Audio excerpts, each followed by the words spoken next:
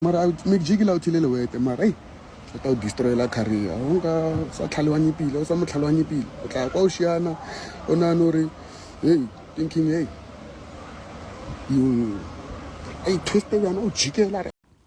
Hello Mzansi, welcome to Mgosasa Mzansi. If today is your first time visiting this channel, please do the right thing and click the subscribe button, and also don't forget to smash the like button. Angeke uzuzonde ma podcast anjenga DJ Maphorisa, guys. DJ Maphorisa uyawanyanya ma podcast.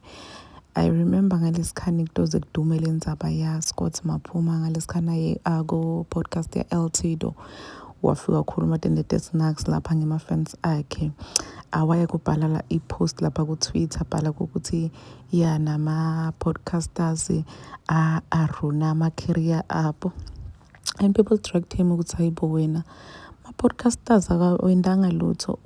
Umngani wakho loya uScott Maphuma ufike wathi ukhulumela lapha abathi uzama kuyilungisa inkulumo u-LTDO waqula, so you can't blame i-host. You can't blame i-host. Umuntu nguyela tikhulumela msangano laphayana. So now he's saying ukuthi make nje utokurunela i-career yakho.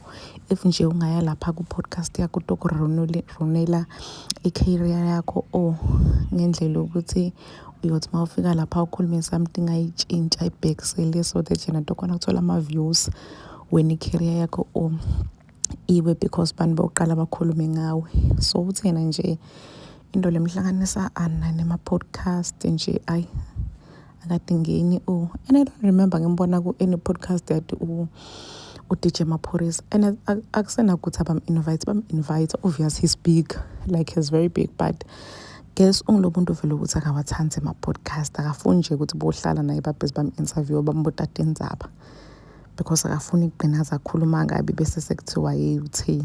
So nje uthi nje into lehlangana ne-podcast nento lehlangana na-MacG ayakadingeni uthi nje awukhona hali.